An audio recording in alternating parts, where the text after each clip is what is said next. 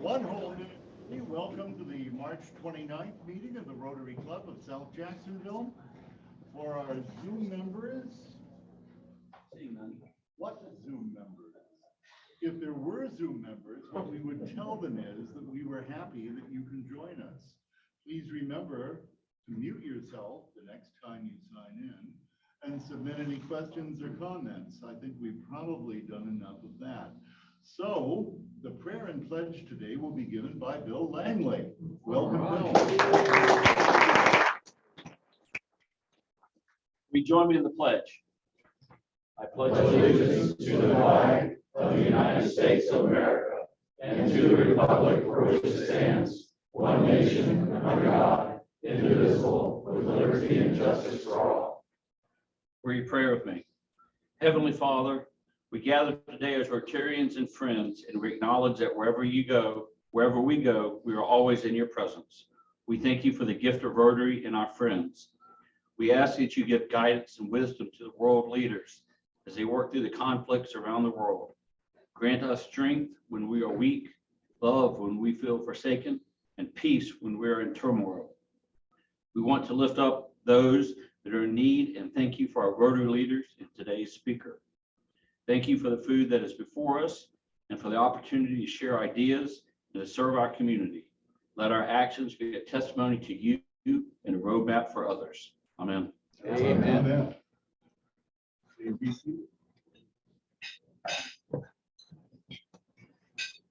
Christy Key could not be with us today, so we will skip family time and catch up next week. We have some pretty exciting announcements. There is a blue badge exchange for Ed Wan and Danny Wackler.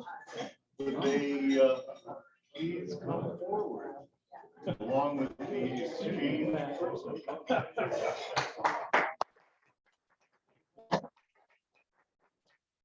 Yeah, here? Is the microphone on? I don't know. I think it's on. Yeah, No, now. it's me, not the microphone. Just Danny. Are we ready? Yep. Yep. Okay. I don't think you all heard what we're doing. No. What are we doing? We are doing a blue badge exchange. Yes. Orange out, blue in.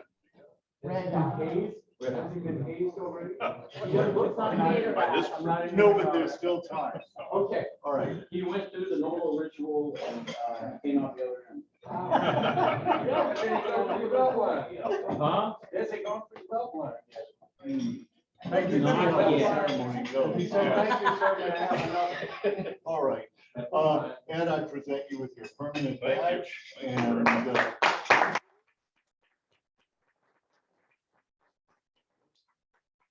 and Danny, I present you with your permanent badge. I win this one. I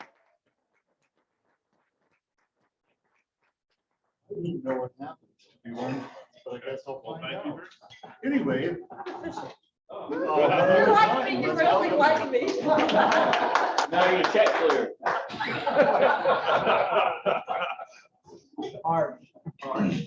Okay. Is there a fundraiser announcement? Of course there's a fundraiser. Of course there is. Please welcome Lisa Marie.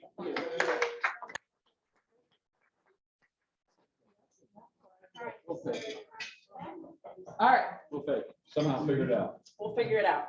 Well, I'm really excited, as I'm always excited, right? But I'm very excited about our fundraiser, Casino Royale, on May 007. We're getting into that magic window. Planning is going very well. Excited to share with you. We've had some very generous donations from club members. I know Mr. Signorella has donated a wonderful and very generous lighting package for the fundraiser. We have had other services provided. Mr. Dara has donated his services for a private party that will have music. He will be providing those services. So Danny has obtained quite a bit of jewelry, some that tell time, some that we were on our necks. So things are coming together really well. Ticket sales are continuing to come in. So very excited about that. I encourage everybody, if you know that you are attending, please either go ahead and go online and purchase your tickets, or Patty can help you purchase them. After the event, then Patty will make sure that every club member gets billed for those who aren't attending. And let's see, I had some more announcements. Danny, remind us. Oh, baskets. Okay, from here forward, if you can remember, I'm sure everybody has a basket at home that's sitting around collecting dust. Please bring it to us and we'll take it. We're starting to put together our baskets for the silent and live auctions. So we will take any donation of baskets that's offered. We are also going to be recording a series of videos that we will start with today. When are we going to do that video? Right now? Want to do the video while I'm talking? For teasers that will be going out. We have opened up our invitation to other clubs. That went out last week. So if you have not purchased your tickets, stop by and let Patty know that you'll be attending and she'll make sure that your tickets get charged to your account. We are actively pursuing other members in the community. What else, Danny? Basket. Oh, liquor. If you have any liquor.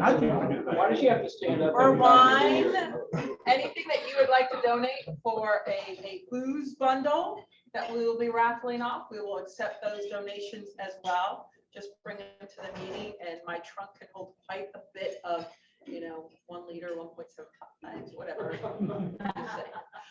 Anyway, Barry. Would you like some partially consumed No, bottle? sir. No, sir. Where you tried something that said, I don't like it. No, I would throw it away. Would that be a really interesting auction item, partially consumed berry bottles? Partially consumed berry. Yes, and for all of you Florida Gator fans, I hear that there may be a very exciting silent auction item that we're going to be silent auctioning off. So quietly, yes, no live auction. Well, don't be sure, but that's probably. Okay, all right. So anyway, anything else I'm forgetting?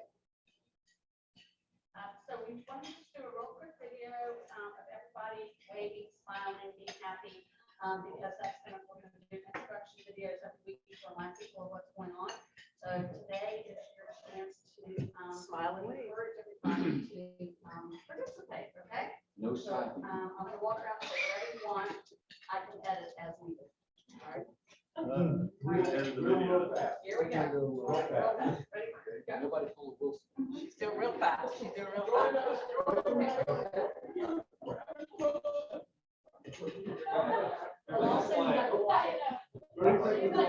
This is so much fun. Yep, I got 2 rows. And then last but not least, as Danny's taking the video, I'll be in the video twice, which is awesome, right? So the only way you can do this. As a reminder, for membership and the events, we're doing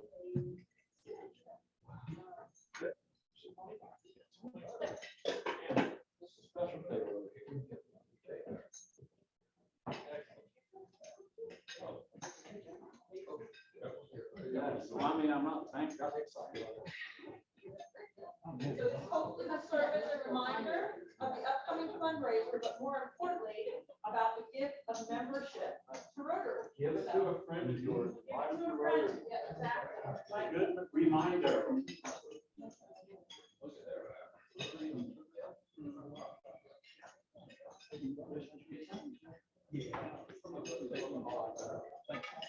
And I think that's it, President Richard. I'll just finish passing these out. Thank you so much.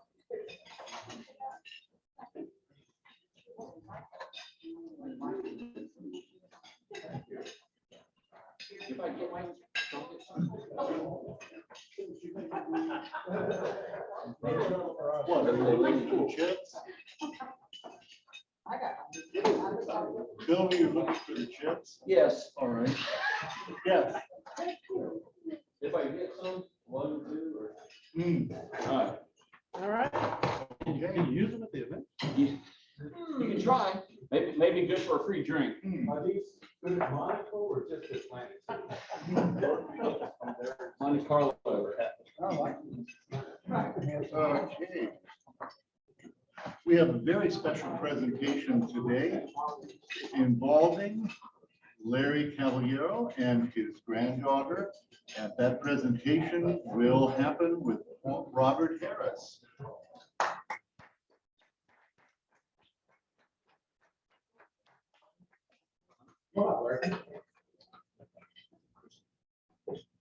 Bring your plate with if you want.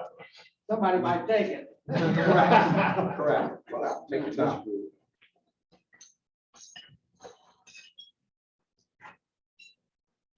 Larry, if you'll take a second, and introduce your lovely granddaughter. This is Gabrielle Shaw. She's boarded in New York City now. She works for the New York City Presbyterian Hospital. And she works in the donation department of it, doing a fantastic job. She's had connections with who's your football player. They're connecting back and forth, making donations to the hospital. So she could be taken in, and she's our third Paul Harris winner here. So take care. I want you to see Gabrielle Shaw.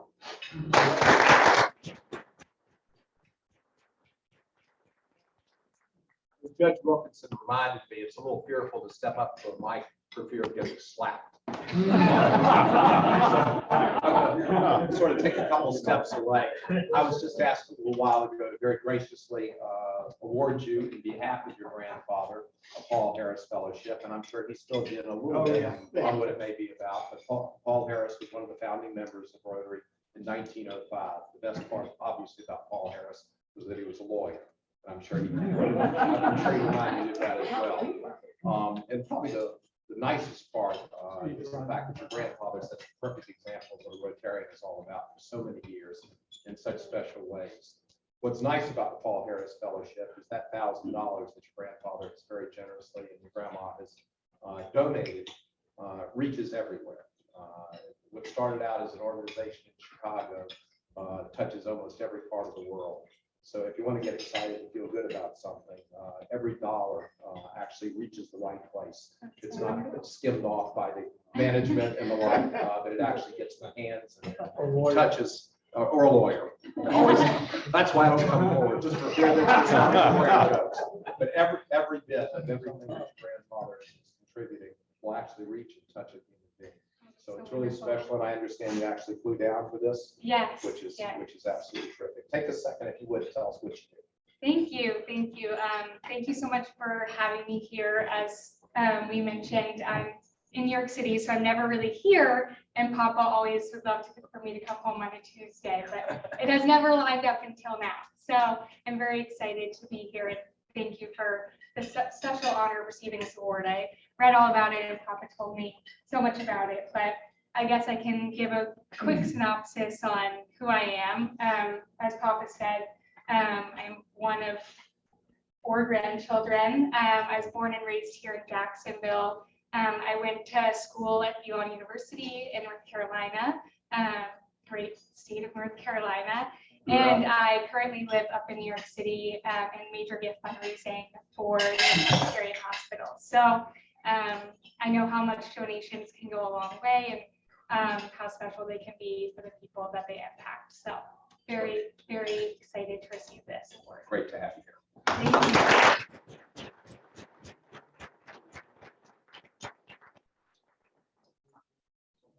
And it will reach your seat eventually. Okay, thank you all. It is, yeah. An AV8 again.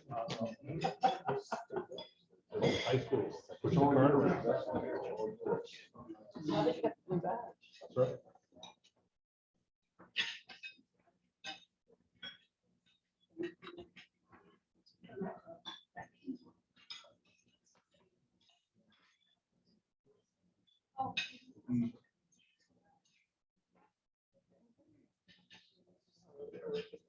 Very good.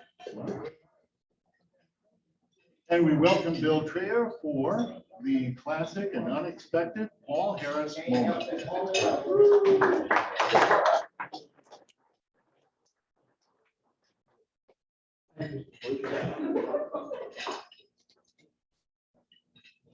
Speaking of lawyers, A lawyer, a rabbi, and a priest walked into a. No, never mind. For those of you that haven't been here for my eloquent speech that I've been talking about, we've been going through the history of Paul Harris. We went through all the school days. He dropped out of 2 colleges, but somehow he managed to get into law school, probably because he had the tuition money, and he graduates from law school. So we think that he's going to go out and have a career as a successful lawyer, probably start his own law firm and have a billboard. But instead, he decides he wants to go out for some adventure. So, and he picks a place just based on one of his college friends who happened to move to San Francisco. He's in Iowa. He figures, I'm just going to go to San Francisco. So he heads towards San Francisco. He decides, he finds out that Yellowstone Park is on the way there. So he says, heck, I'm going to go to Yellowstone Park. So he hires a guide. He goes hunting. It's reported that he actually shot a black bear there. The only time he's ever been a big game hunting. And he finally arrives in San Francisco in late July 1891. We're just talking about this time period. I'm sorry, not shot in San Francisco in late 1891. Now here he is as a lawyer, and he's got this friend, Robert Johnson, that came out there, who is a reporter, who also went to law school, by the way. And so he decides he's going to apply to become a reporter. So he goes to work. He couldn't get in with the San Francisco Examiner, and he goes with the Chronicle, one of their competitors, where he got no fixed salary. His pay was determined by what he got into print. However, if he was given an assignment, they paid him $3 a day.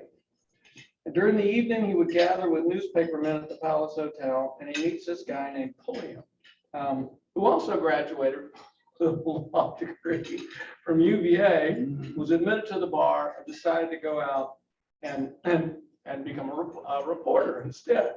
He said he never warmed up for the legal game, whatever that means. So since both of them were at the bottom of the Chronicle for their assignments, they decided to go out and just have adventure. They take off, they work transitory, picking fruit, packing raisins, and doing whatever they can. And then they finally decide they want to go explore Yosemite and Kings River Canyon. Now, these guys are not real woodsmen. So they go out there with some basic stuff, and they wander around for a week or two, and they get totally lost. They run out of food and everything, and they're just about to reach the end, and they stumble into a lumber camp where they're rescued. Have to recuperate for a few days, and then his friend Harry is still exhausted. He wouldn't go with him, so Paul heads down to Los Angeles, and he decides, I'm going to see if I can get a job as a reporter since I'm good at that. And they don't have a job for that, so he becomes a teacher, a college level teacher. So this is now, the fourth actually. He's had 2 jobs in agriculture. He's been a reporter, and now he's a teacher. He does that for about 4 months, and then gives up, decides he doesn't want to do that. And he decides to head for Denver. And I'm going to get into that next week because there's a lot of adventures he has in Denver, and I know you're going to get bored if I keep going on right now. Okay? Thank you, Will.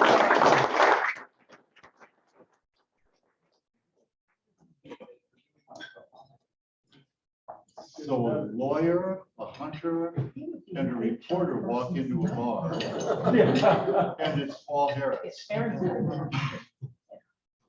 Quick update on Rotary Ukraine relief. It is, as our district governor says, a local effort. District Governor Richard Cooper reports that local clubs are currently working on Ukrainian relief efforts with a fellow Rotarian from right here in our district.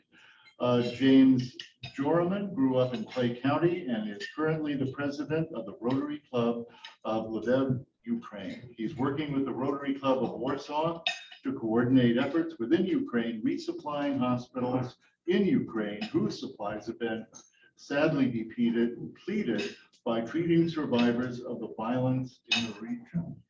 We have been raising funds through our York Foundation to support their efforts, and just last week, we wired a little under $11,000 to assist them with procuring, desperately needed medical supplies. Please donate now if you have not already. Directions are on the website, along with an update from Julia Kalinsky. Julie, is there anything that I'm not saying that we ought to know? Thank you so much. I know it was a little longish, but I think it's important, and I'm so glad that we're doing something. Tom Signorello will now introduce visitors and guests. Welcome, Tom.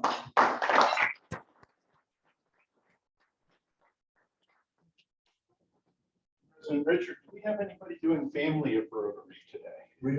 I announced it very quickly and probably not into the microphone. Christy is under the weather, so we'll get about a month's worth of updates next week. Okay, well, we have to say just for one person today, because does anybody in the room have a birthday other than Dinkins?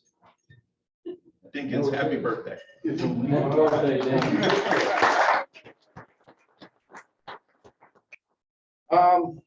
Past President Jason, where are you? He's not here. He's not here, But but I'm going to take the pleasure of introducing a new friend of mine, longtime friend of Jason Burnett, Michael Hoadley. He is a commercial property appraiser here in Jacksonville, and we're looking to get to know Michael better. Well, Thank you. somebody else is a guest. Mike will do this. Oh, Ask okay. Mr. Governor. She's moving up. She's Yeah. asked me moving So on. I would like to introduce someone Bill invited her to come, but Katie likes me better. So I'd like to meet Katie Bowler. She works with the Jacksonville Children's Course and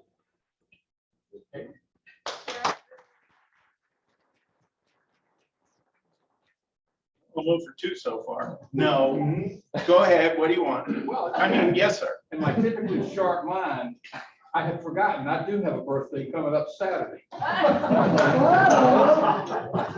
what I'm trying to forget about, but anyway. Don't tune up yet. I still got more over here.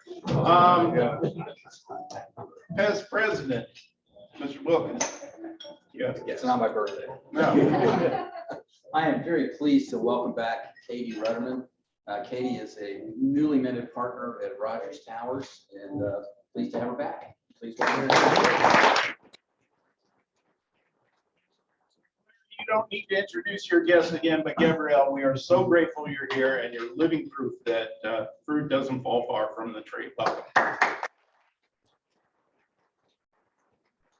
Nice throw, hit it. Well, I just wanted to tell Gabrielle, since you came all the way down here, Jenkins has volunteered to donate an additional kidney. Hey, I could have used that. Well, that's true. You have a motion? We here in Rotary welcome you today. So glad you came along, glad you came our way. Our hand of fellowship is yours, in sunshine or in rain. We here in Rotary say welcome, come again.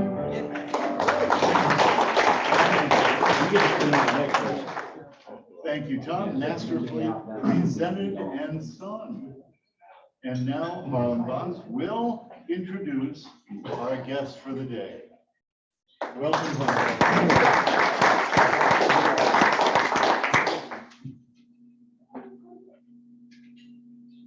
Good afternoon. It is my pleasure to introduce today's speaker, Kevin Snyder.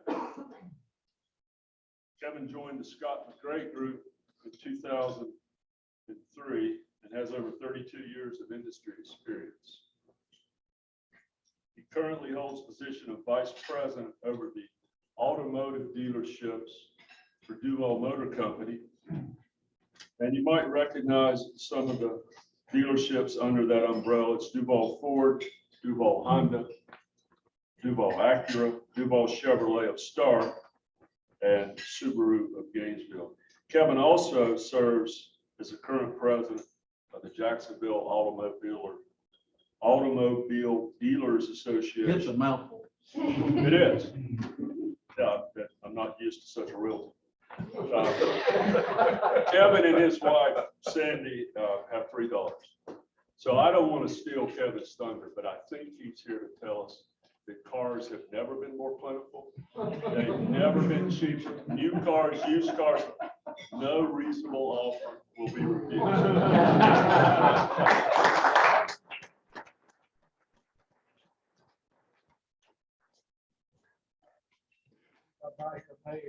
Buy here, pay, press hard, 3 copies. Have I got a deal for you? Thank you for the introduction. Thank you guys for inviting me out. Somebody asked me to speak at the last Rotary, and it's the West Side, right? Did I ask you? It's the West Side. They have a lot of catching up to do. Live music. You guys have set the bar at the gold standard, I think, for Rotarians in the area. So, but we had fun out there. I was introduced. We are the Duval Motor Company. A shameless plug. So since I'm here, right, so I get to talk about it's kind of what we do as Rotarians, I guess, to share our business. But before I do, I wanted to. Where's Lisa at? She was doing there she is.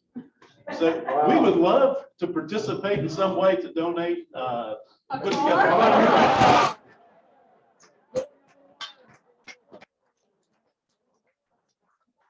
You went there quickly. I thought Bill would go there faster. And I was going to say, Bill, it's not a free car. But we would love, in some way, in fact, we'd like to participate if we can. We'd love to do that as a group. And we'd love to do it. And some said, like Paul Harris was an attorney. I don't think I've ever met an attorney. They're always an attorney. They've been forever attorneys. And they argue to the day they leave this planet Earth. So thought I'd throw that in there. And Gabrielle Shaw, congratulations and good luck to you and your adventures. That's awesome. Yeah, New York. Woo! God bless you. So, and I got to visit a time or two. As you guys might can tell from my accent, I grew up and graduated from Central Florida, but I'm originally from Gary, Indiana, and I don't. Bill, we're going to have if you want to, I can be perfect. I can hit the down button, right, or the arrow, right arrow. Yeah, I grew up and graduated, as I tell everybody, from a town called Leesburg, Florida, Central Florida, but I'm originally from Gary, Indiana, and somebody asked me to speak on the car industry, and there's probably more knowledge in this room. Langley family, I know the Masseys are involved with the organization in the past. The Shads, I think Shad's part of your group here, and so there's a lot of knowledge there. I recognize somebody that was getting accepted in the group today has a JTech. Danny. Who was that, Danny? Right there. Yeah, there you go. Hey, you guys are awesome, by the way. So, yeah, he is a great man, by the way, and he does a great job for us, and we like having him. And so there's a lot more people in the industry that know more than I do. I'm not an economist to come here to tell you that, what's going on in the industry and what's changing, although if somebody wants to deep dive and go down that rabbit hole, I'll go down there with you. I'm going to talk about what the experts said at my last time I spoke in front of a group, which was the West Side. And these are the experts, right? These are people that are leading the industry and telling you what's going on in the industry. And I can tell you this morning, it's at 42 minutes old, because I like to look at my news articles. I like to see how old they are.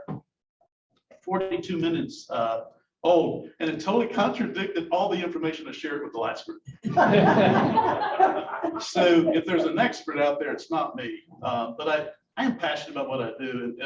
And what I wanted to share with you guys today is basically, it's the questions you guys ask me in the hallways, the questions you guys ask car dealers when you're in there.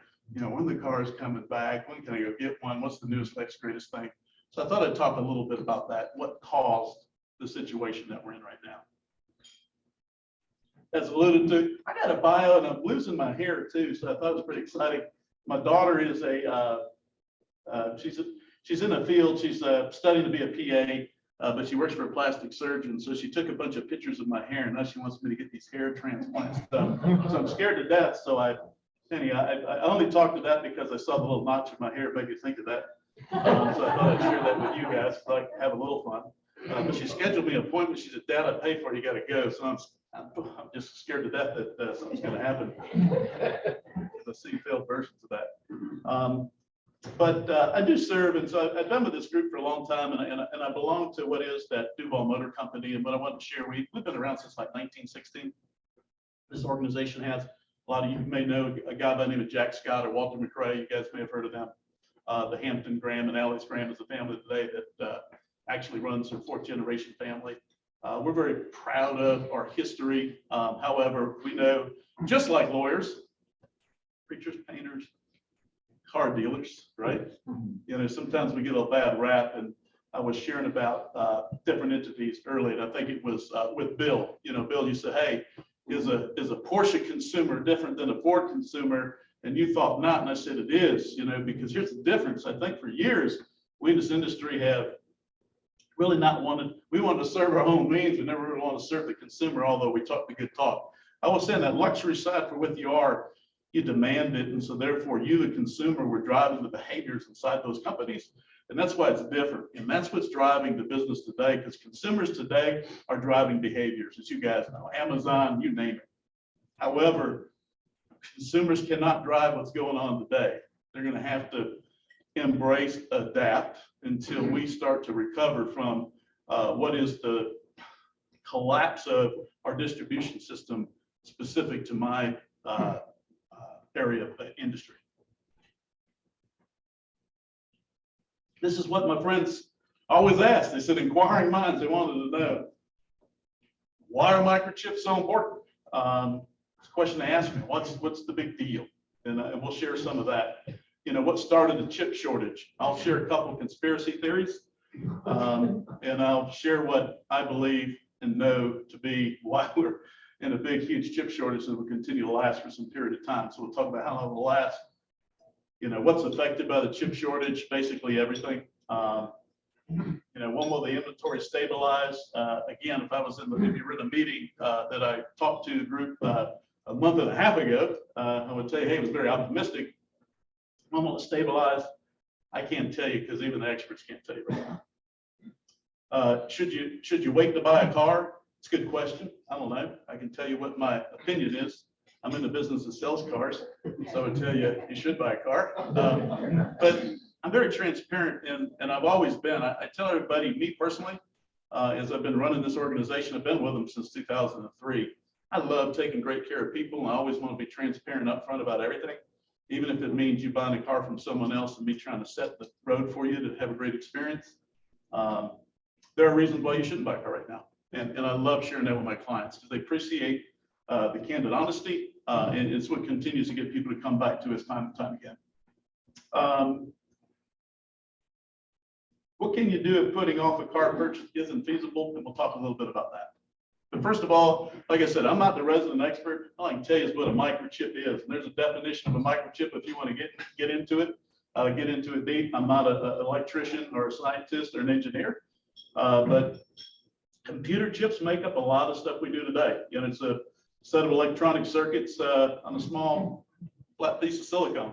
I can tell you a couple of things about it. That in the industry, it's only about 35 people actually supplied to car dealers. There are a tremendous amount of resources that gets put into making a microchip, and it's water, believe it or not. And I'll share something about conspiracy theories here in a moment. But water, it takes a lot of people to think through when you retool a chip manufacturer, for instance, all these chips that were in cars. And then the car dealers said, hey, we no longer want the chips. So they had to retool. That takes 4 or 5 months just to get that one first chip into production. So there's time and there's resources. And so it caused the huge issues you guys know and you've heard about. And I just want to talk about it.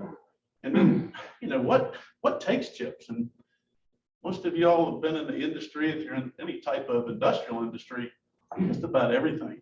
It's in toasters, TVs, your telephones, you name it. And it is a challenge. And we used to be 40% of the productions of semiconductor chips in the United States, and we're now only 12. Indonesia was doing a ton. Global economics, whether you buy into that or not, to a degree, when something goes awry, there's political unrest, there's economy downturn, and like everything that's going on right now, you know, happens, it gets impacted. And we're seeing a lot of that with our global economics. somebody asked me, so again, these are questions that people ask me, what Kev, why is this so important? Well, then I try to quote, because again, I'm not the resident expert, so I try to quote people. So I quote New York Times, whether you like them or not, I quote them anyhow. But they have up to about 100 semiconductor chips, and they do a lot of things in cars. Ford most recently, there is more Fords sitting on the ground. You can see them on a satellite.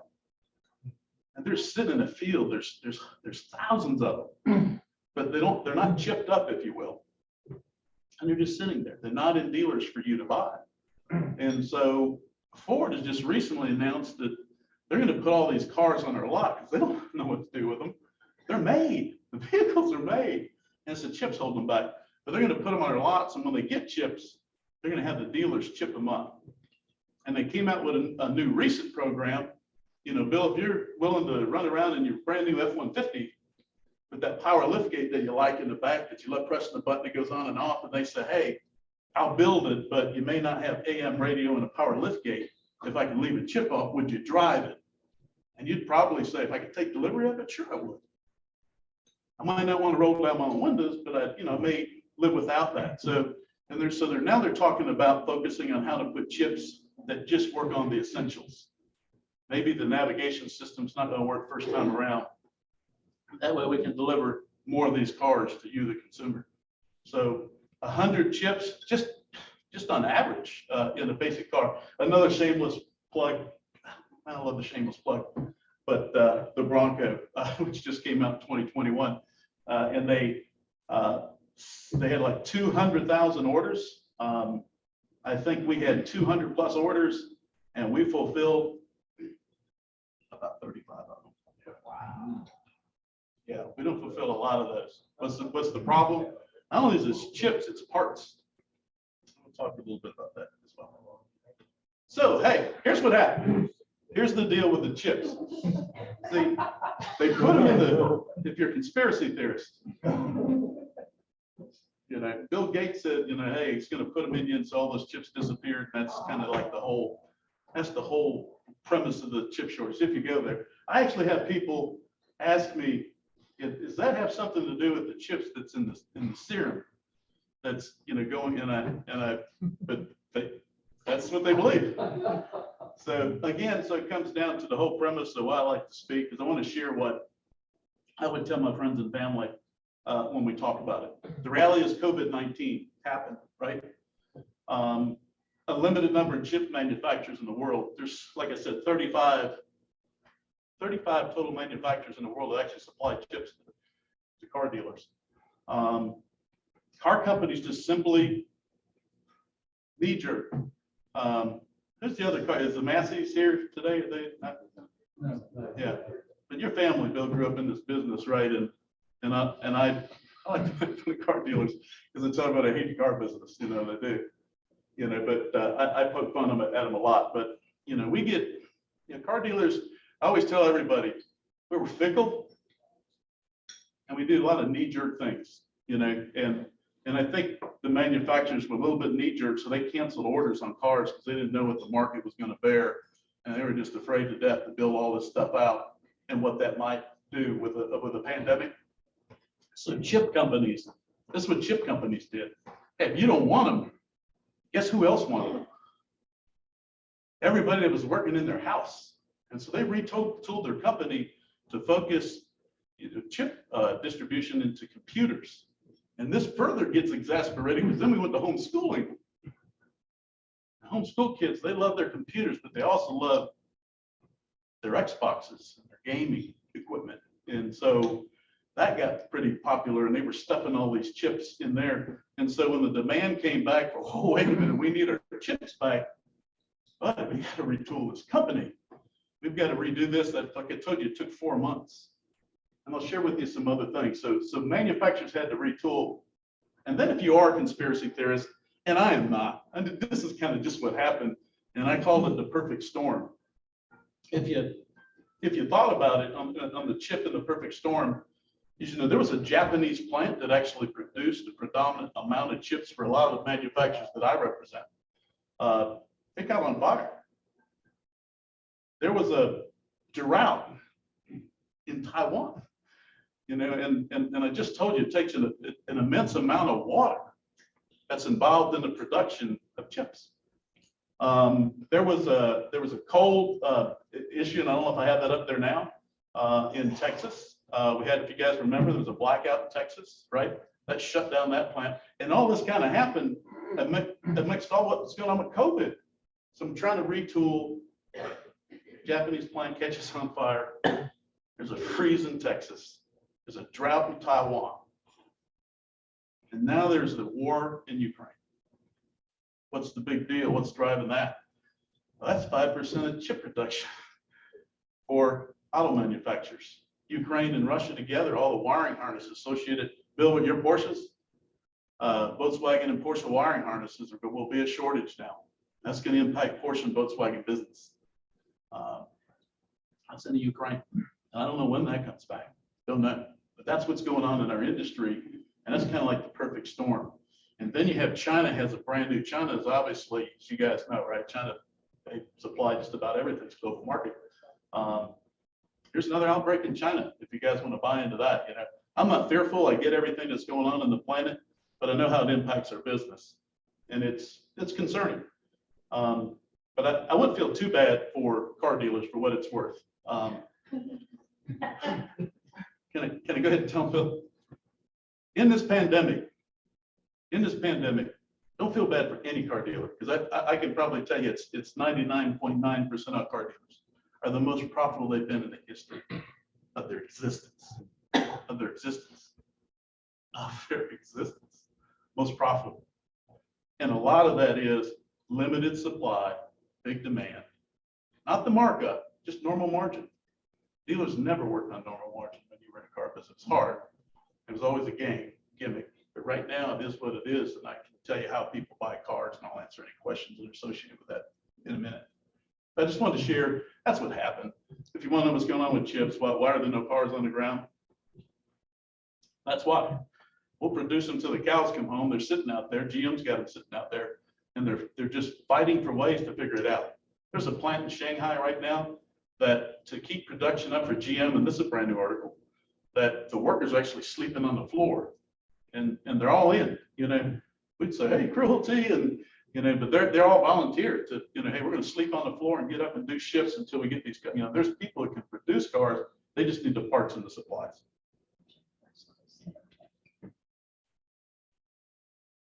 This is again, these are quotes from like different chip manufacturers, but you know, when will this end? I would tell you, when I spoke to the last group, which is on the west side, we were optimistic that our first quarter was going to be a little bumpy going into March, but we were pretty excited about the future because we thought we could hit a 17 million, what we call SAR, like 17 million new cars sold in this country in 2022, which would be pretty remarkable to get back to that number. But again, 45 minutes ago, right, news article, we feel that number for March is 26, now 27% off. And we're probably 16 to 18% off in the quarter. What that means that there's only going to be about 12 million, like 5 million cars just got impacted. And Ukraine played a big part into that. And some of these shortages and arguments with, you know, political entities are driving a lot of what's going on, along with gas and inflation and things we got going on.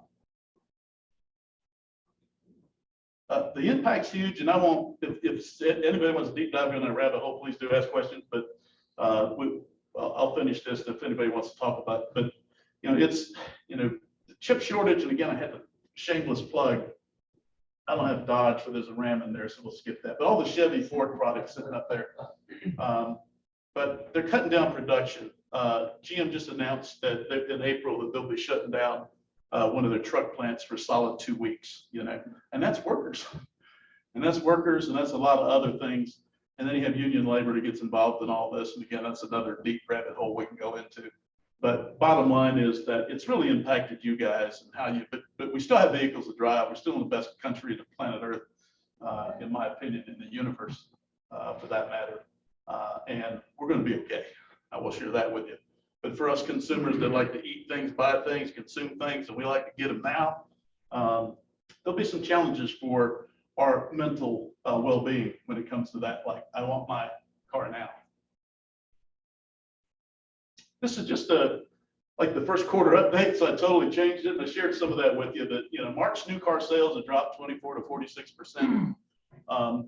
Ford announced in two breaths, they were able to get us 56 cars delivered for this month, like 56. I'm like, whoo, we sell like 200. They got 56 to us, but then they came and said, and that's great news, that those are en route to you. However, this other 66 that were coming to you, they're all on what we call a chip shortage hold, meaning enjoy your 56. And those are all pre-sold. So what does that leave for those that are interested in car vehicles? Not a lot left over. So that's what you're going to be looking at in March and April. Are there dealers who have cars on the ground? The answer is yes. Are there many? Not. So if there are cars, and I'll explain a couple of things of car buying opportunities for you in a moment. But first car sales have dropped 16 to 18% first quarter. What you hadn't seen, and Bill, I hate to pick on you, the only car guy in the room, so I get to pick on you a little bit of car family, right? But incentives drove a lot of things. Here's how incentives work this way, so if you didn't know, and some of you may know, but when the manufacturer loves wholesaling, right, that's what we call when they give us cars. So they wholesale us cars, and they may wholesale us 200 or 300 cars, and they hope and pray that you're at a 60, 70, 80, 90-day supply of these new cars. Well, dealers will end up getting 120, 180-day supply, in some cases, 200-day supply of cars. And so the manufacturer still wants to sell you more cars, but you have a 200-day supply of cars. And so they ask the magical question, what can we do to help you? And the car dealer says, throw money at it. Throw incentives. How much? Throw $5,000 a car. And so the manufacturers came up, not only $5,000, in some cases domestics, $5,000, $6,000, $7,000, $8,000, $9,000, $10,000 off a sticker price. And our issue today is that the biggest rebate we see right now is $250. And those that want to negotiate, right? Those that want to negotiate are used to $10,000, $5,000, $8,000, $9,000 off the sticker price. So I'm willing to give you the $250 rebate.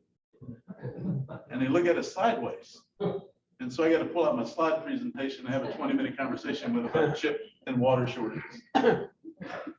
Gas prices. Ford just recently announced too that they're going to, so they isolated, they have 4 pillars. One's the battery electric vehicles, right? ICE vehicles, which is the combustion engine type vehicles. They have a thing called Ford Pro, and they have Lincoln. That's their 4 pillars. They're solely focused on making sure that the people who are wrapped around their minds in the combustion world are not the same people on the electrical side of the world, because they think differently. You, the consumers, will now start buying electrical vehicles, and this is where the manufacturers are going, online. You'll buy it, Tesla's kind of setting the standard, and Tesla's a lot of things. We dealers hate Tesla, by the way. There's probably a bunch of Tesla drivers out there, because they defy and they spit in the face of our Florida franchise laws here. And who's attorneys?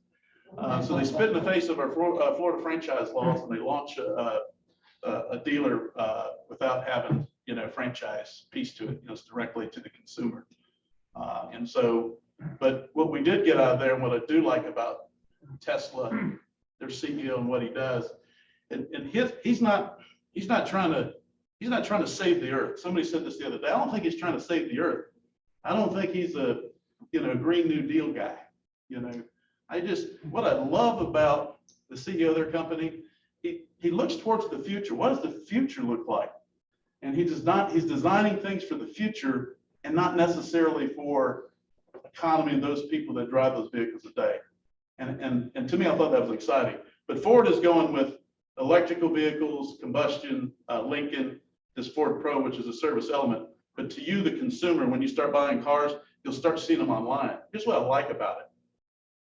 You can't mark them up. And the manufacturer's pretty adamant on the BEV side that there's no more markup, that it'll look more like Apple when you start buying an electrical vehicle.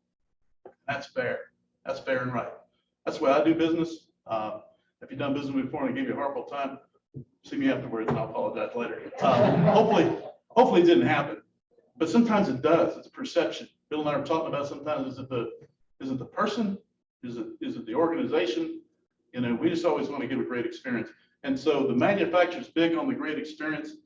Bill Farley called out dealers here most recently, CEO of Ford, about the way we sell cars. He was adamant about it, that quit selling cars, quit gouging clients. You know, I'm going to take away your allocation. But they're big on BEV and how it's going to come to market. I serve on the board for Acura, and we are designing what that tool may look like. And all the dealers on the board, believe me, and there's like 18 of us, you know, but what about us? What about the markup? What if somebody wants to give somebody a better deal and the manufacturer can stop it? You know, think about who's coming to market. It's not about you.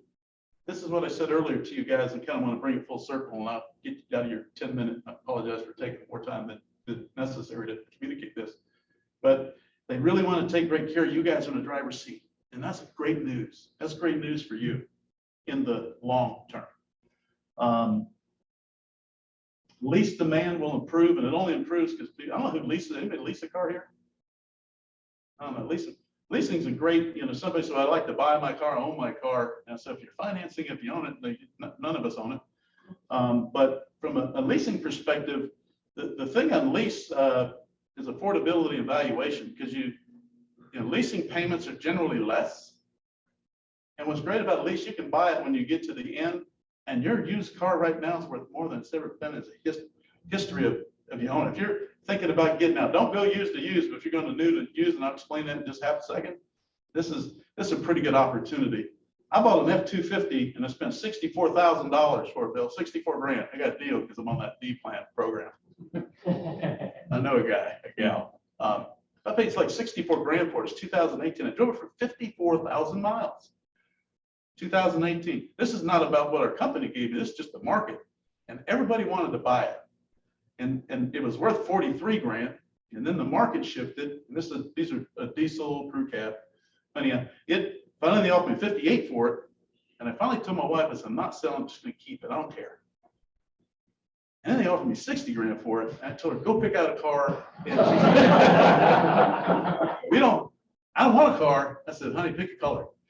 We got, you know, let's do this now. I mean, give me 60,000 for a car. I drove for 54,000 miles. And consumers are buying that. That's what's going on in your market right now. Your used car is worth more than it's ever been in its lifetime history in terms of valuation. So don't let me try to push you down to a car dealer, because you can get in trouble too. And I'll be super transparent about it. But the direct consumer model that I just talked to will force dealers to adapt, and we'll have to. Dealers got a bad rap, you know, I think, you know, but we deserve majority of it, you know, by playing, you know, shell games and things of that nature, you know, big addendums and, you know, kind of fluff that you don't really pay for. And there's a lot of write-up that you can go into that. But dealers are going to be forced to sell very similar to Tesla and Amazon, and really take good care of people. And it's going to be about the consumer experience, because now not only you online buying a vehicle, but you may be next to a Ford dealer and say, I choose to buy at this dealer because they take better care of me. Bill just told me he services in Ocala, Florida. Ocala. And he don't even drive down there. They come service him. They drive all the way from Ocala to service his car. That dealer gets it. He understands, because you guys drive that. Consumers drive the experience. And so that's what's changing in our industry. I got just a couple of quick things. What to consider before buying a car. You know, replacing a pre-owned car with a new car. Here's the deal. If a dealer is willing to sell you a car at MSRP, and this is again what friends ask me, hopefully I'm on task on subject. And Bill, let me know if I'm on time. Am I a few more minutes? Good. Good couple. So anyways, really quick. So replacing a pre-owned car on a new car, if you get a dealer that will deal with you on MSRP, that is the way to go. Please reach out to me, call me, go through Patty, even if you're not buying from us. Now's the time to do that if you're considering buying a car, if there's a new car available. And again, they're selling at MSRP. That's the deal today. Replacing a pre-owned car with a pre-owned car, only if it's a necessity. Please note that in a market where you have a home that was worth $50,000, it's now worth $500,000, and you sell it because you got that big, huge increase on valuation, but then you go buy the $500,000 house with your money. and it looks like your $50,000 house that you bought, right? So that's what's going on in used car to used car. So used car valuations are up. So understand that. I'm a shameless plug. I'm the president of JADA. Our auto show was recently February. We'll have our next auto show. It'll be huge. Alan Verlander, who's with Venture, you know Alan. So Alan's a great guy. He's going to promote our show this year. We're going to really do it up big. But you need to go out and see cars that may not be on a lot. Leases, I talked about value and time. I just talked about that. If you're choosing vehicles, work with your dealer when it comes to chips. The reason I say that, work with your dealer because, again, hey, if I don't get a tow hitch, if I roll my own windows, you know, can I get it tomorrow? Because my need is now. And they say, yeah, that'll speed things up. But do not be afraid to order. You can always cancel your order with a dealer. You can always cancel, but if you don't order and you're 3 months out shopping and you didn't order something 3 months out, the ability to walk in a dealer and say, hey, just tell me when you guys call me when something comes in and I'll come down and I'll come back. And that's not gonna happen. And so I tell everybody, don't, you know, order, you know, and if I do get something that comes in, I'm gonna call you. And there's a difference because you place the order. Orders are important and for two reasons. One, manufacturers will put chips in cars that are on order before they will on our inventory. So if it's on order, they're more apt to fill your order because they're going to use the chips on those cars. That's how short they are. Consider the order 3 months out. Nick Saban quote, resilience. One thing about championship teams, I like to think that we as a human species, what's going on in this planet Earth and Ukraine across the earth, and it's a tragedy. You guys know that, right? It's horrible what's going on in our world, but I know we're resilient people and we'll get over COVID. We'll get over this, and like the Spanish flu or anything else. I shared with somebody earlier, people have short memories, and you know, pretty soon we're back dealing business with, you know, all these people across the water, and that'll be in a short way. But we're resilient as a people. We're great. It's a great country, and we'll bounce back and we'll overcome adversity. Other than that, thank you guys for your time. I hope I didn't take too much time. I'm not a resident expert, but I love to share my passion about my industry, my business, and who we are, and what we do for consumers out there. Again, congratulations. Questions? What? Wait a Recently, minute, I was in front of you. Why you could, because he went more with experience and good looks. I passed my 5 minutes. Yeah, I understand. If I remember correctly, the head of Cadillac said he was really upset with dealers that were selling significantly above MSRP. What's your company's philosophy on? So we sell at MSRP, but you may find a sticker that has a wheel lock, a mud guard, a trunk tray on it. Here's the deal: used to negotiate that stuff in the past. They throw it in the deal, and the reality is right now, and again, it's about profitability. So we're the most profitable. It's because we're maintaining margin. There's very few. If you let one go, two go, three go, four go, and you start negotiating those deals, you will fail miserably and probably fold under this COVID shortage. But our philosophy is to sell them at MSRP. And I have done X plans, and we still do sometimes what we call an X plan, which provides sometimes thousands of dollars in savings if you qualify for X plans. And like I say, you can see any dealer, not just us, but any dealer.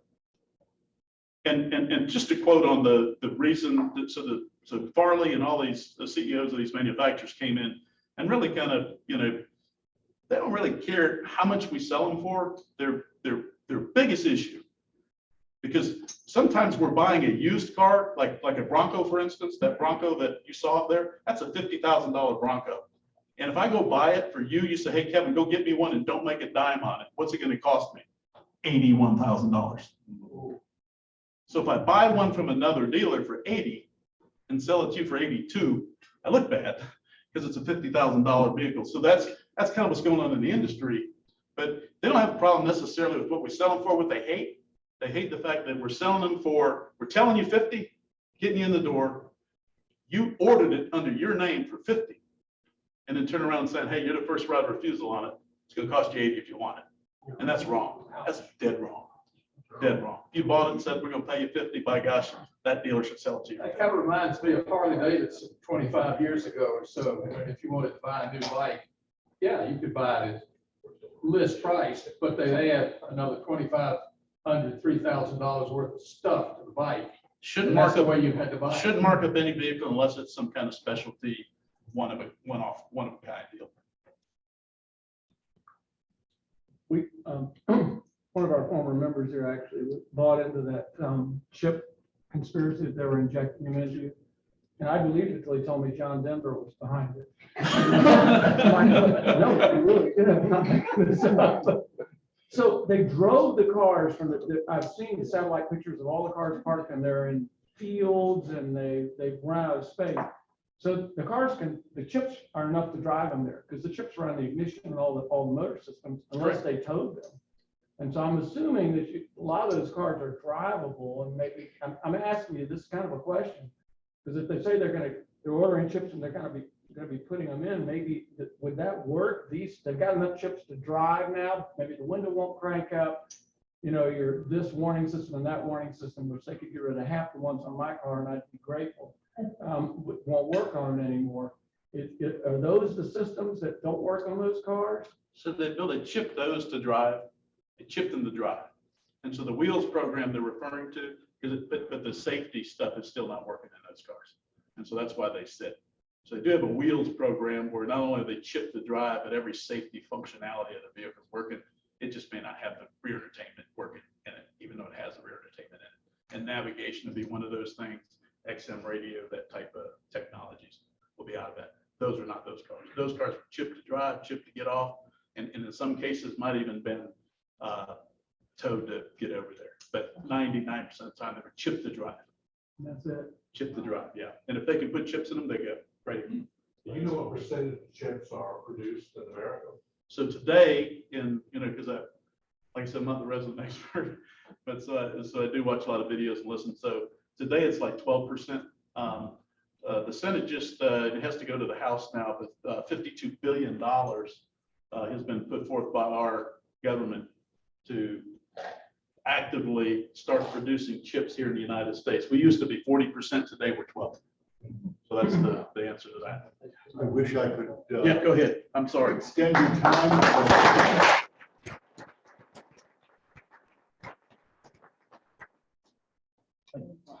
I would like to thank you for being with us today and your extremely interesting presentation. In your honor, we are making a donation to the Rotary Foundation to Polio Plus for the eradication of polio. And here is a certificate to remember us by. Well, thank you so much.